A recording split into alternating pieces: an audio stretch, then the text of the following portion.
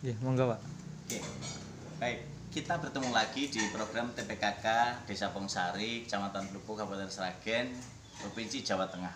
Jadi tahapan yang dilakukan untuk menghasilkan batik itu dimulai dari desain. Jadi desain ini yang kita mulai dari sini. Jadi kita melakukan desain dari mulai memilih jenis desainnya apa, itu menjadi salah satu bagian yang nanti dipersiapkan. Nah, dari desain ini yang sudah dilihat untuk perencanaan dari desain berbasis budaya lokal, ini menjadi salah satu bagian yang nyata yang nanti akan dihasilkan karya-karya seperti ini. Entah ini misalnya batik dari Kalimantan, apakah nanti batik yang ada dari bahan misalnya daun, kemudian budaya atau yang lain sebagainya, itu dibuat desain seperti ini. Nah, dari desain seperti ini kemudian nanti itu menjadi salah satu wujud nyata yang dihasilkannya begini. Jadi setelah itu akan dibawa ke sini, desain itu ke apa mas namanya ini?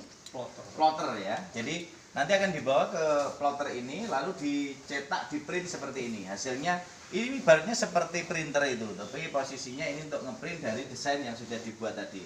Ini hasilnya seperti ini.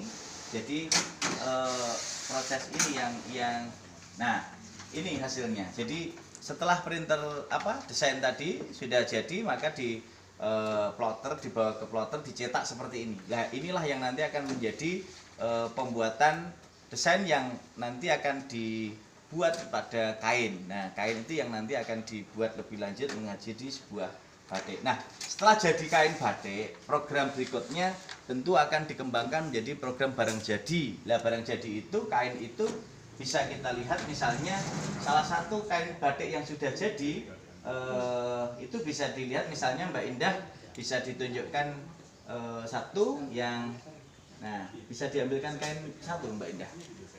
Jadi ini dari desain lalu dibawa ke plotter sini, dicetak, kemudian jadikan kain.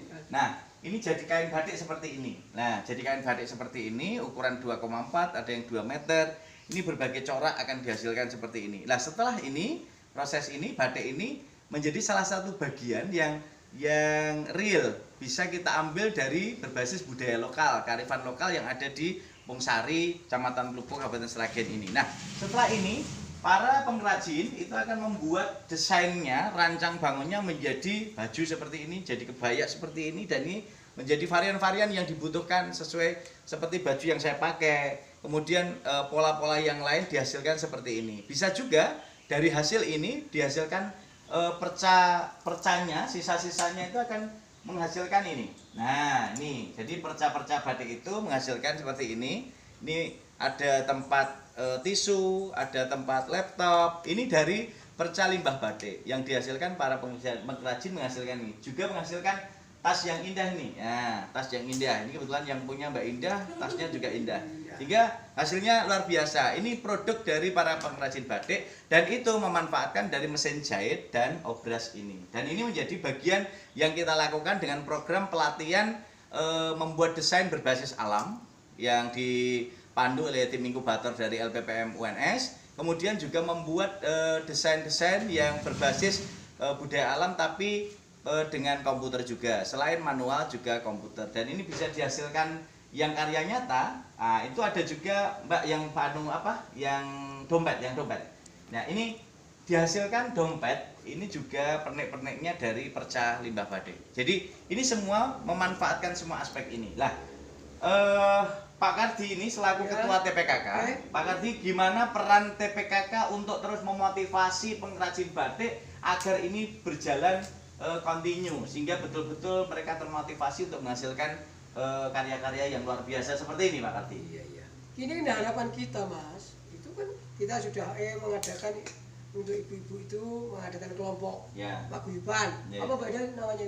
Perempuan kreatif. Perempuan Nah, kreatif. itu salah satunya untuk mendukung, untuk motivasi agar hasil produk yang mungkin ini kan cuma limbahnya nggak laku tuh Mas. Dibikin tas yang jadi karya-karya seperti ini ya. Ya. Oke.